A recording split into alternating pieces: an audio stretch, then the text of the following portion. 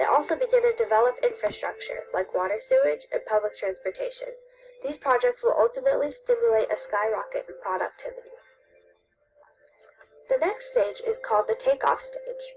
Rapid growth is generated in a limited number of economic activities, such as textiles or food products. Later on, these takeoff industries achieve technical advances and become productive, while other sectors of the economy may remain dominated by traditional practices. Greater individualism dominates the population with a desire of material goods. Modernization is evident in only the core areas of the country. The climax stage of the model is known as the drive to maturity. This stage includes the diffusion of modern technology previously confined to only takeoff industries to a wide variety of industries. These other industries start to grow more rapidly than the original takeoff industries. Workers become more skilled and specialized in their jobs. This is known as industrialization. The final stage in Rostows' model is called the age of mass consumption. During this stage, the economy shifts from manufacturing things like steel and copper to consumer goods. Items that may have been luxuries in previous stages now become necessities as the society expands its array of goods.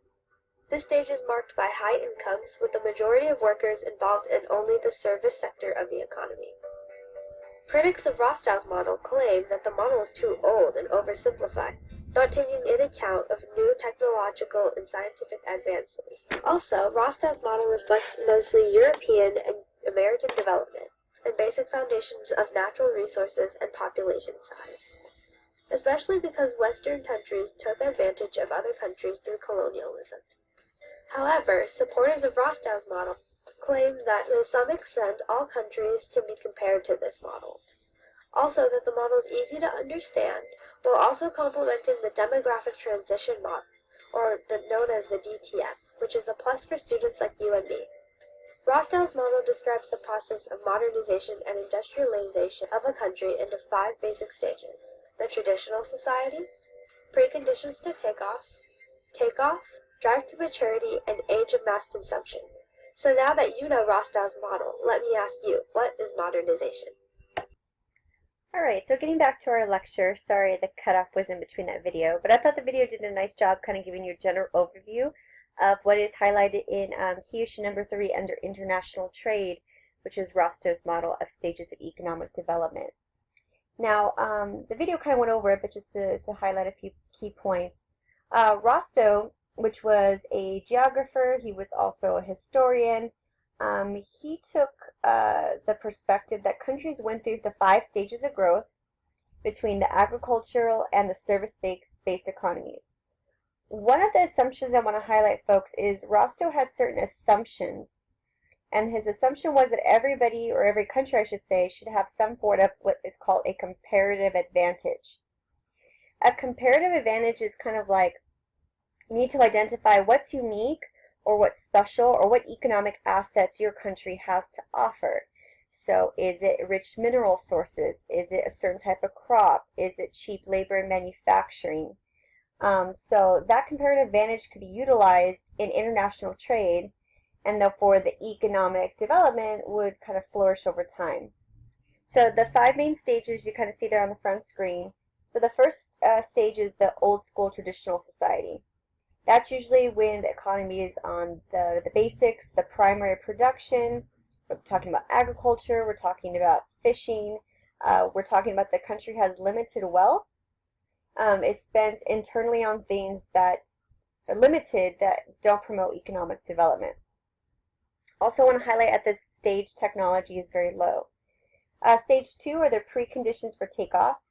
And this is like in the video clip, they had a little picture of the king. So usually the political leaders, the country's leadership begins to invest the country's money, their wealth, their taxes into infrastructure.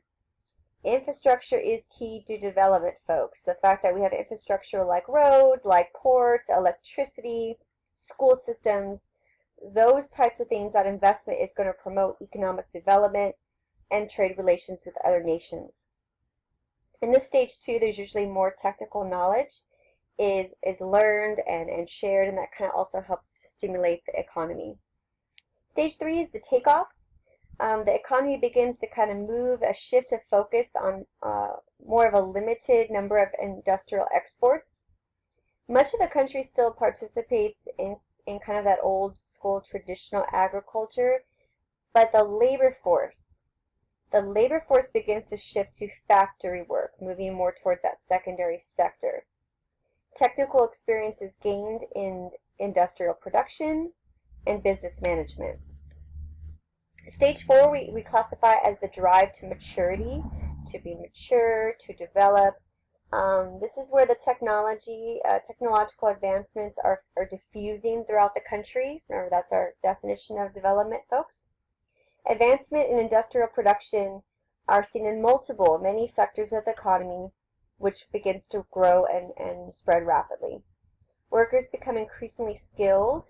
So we're talking about education, we're talking about training, developing their skills, and then fewer we see across the society are engaged in more of those traditional activities like agriculture, like mining, like fishing, like extraction from the natural world.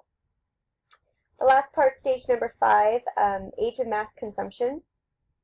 An industrial trade economy develops, and here's what we see is a highly specialized production. This can be for vehicles or energy, consumer products that dominate the economy. Technical knowledge and education levels are high. Now, this is one of our first development models, and models are really essential to understand human geography.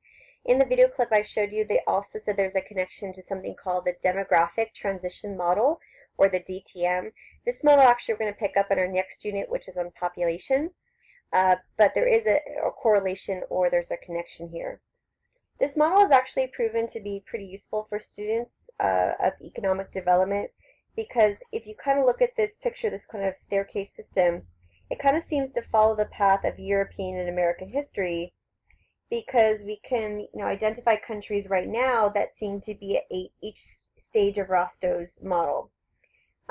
You could say, for example, like we mentioned earlier in the video, Nepal is probably in the first stage of economic development, while Denmark is at the 5th.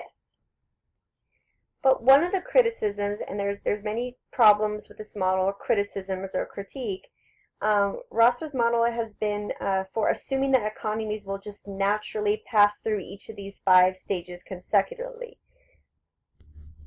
Rostows model doesn't take anything else into account as well. For you historians out there, we talk about geopolitics, we're talking about colonialism or imperialism, physical geography, war, culture, ethnic conflict, which can obviously cause countries to go very different directions and follow different paths in sort of this progression. The other thing I want to mention here is that Rostows stages of development does not account for deindustrialization, which we've also seen countries when we're moving up for development to also start to begin to dive into that arena.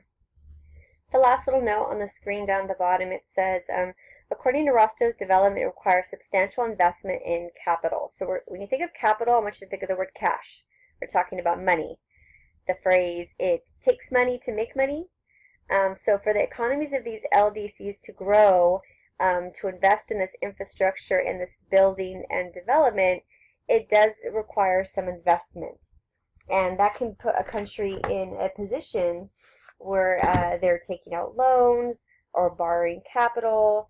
We also have profit sharing agreements. We have all these different, again, not to go too in depth here, but different strategies that societies have to take into account if they're going to try to invest, which can lead to this rapid growth, hopefully that Rostows model addresses.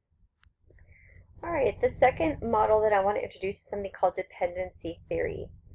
Now in Keisha number 4, it doesn't outright say dependency theory, but like I mentioned earlier, you're going to see a lot of reference to categorization of different countries known as core and periphery, or even going into semi-periphery.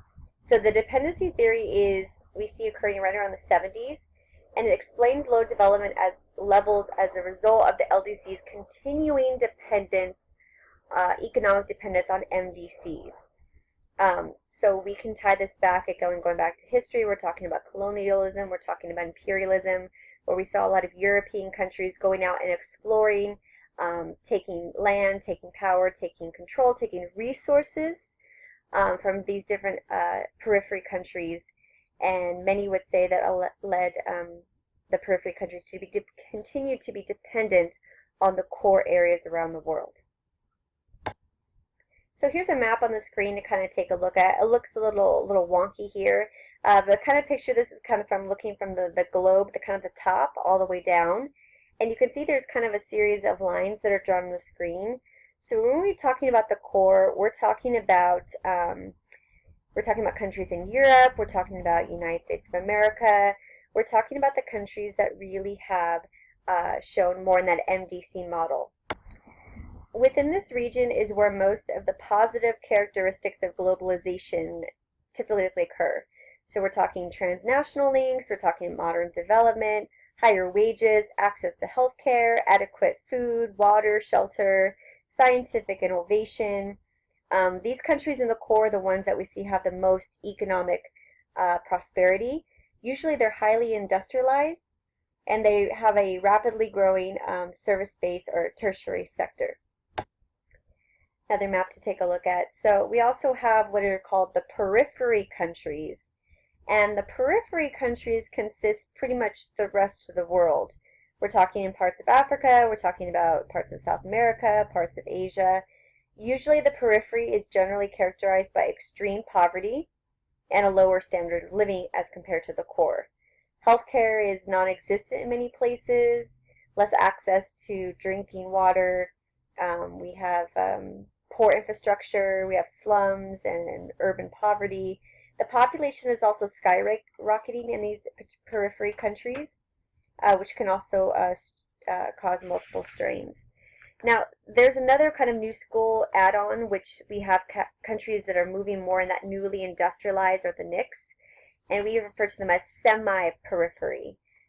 So there is kind of an addendum or kind of additional definition.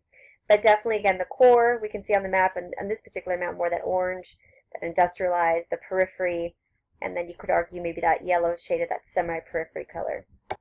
All right, our next development model or time period is the neoliberalism, and this is really in that 1980s. We talk about is more free market approaches. We're looking to open up and expand and globalize trade, and we really see a lot of those transitional kind of looking more of the post-communist, more post-Cold War economies kind of trying to emerge as those industrial states. So some things that people have cited as far as this time period, looking at things like increase of tourism. I would definitely classify our discussion of ecotourism in this particular way. For the past 30 years or so, it's become very popular. We're talking about the rainforests, marine habitats, the grassland. I would also classify the free trade agreements. So when we start looking at our political unit, looking at organizations like the UN, or for example the European Union, they've actually developed free trade zones, which are trying to strengthen ties and open doors of development for less developed neighbors. Some other things that have been introduced under this mindset is the reduction of tariffs. And when I say tariffs are usually taxes on goods that cross international borders. So for example, the North American Free Trade Agreement, which is known as NAFTA, that one, for example, has opened up doors with Mexico. So Mexico now, there's less restrictions, and the whole concept was to kind of, help grow and flourish Mexico's economy. What we ended up seeing happening, of course, is that we see a lot of companies that kind of opened the floodgates and allowed several hundred firms to actually build facilities and contract with firms in Mexico to produce those goods. And we'll talk about that too when we get to our political unit. Also on the screen, I introduced which are SEZs, which are kind of special economic zones. And these are over in Asia, for example. This is where foreign companies open up factories and retail services in other countries.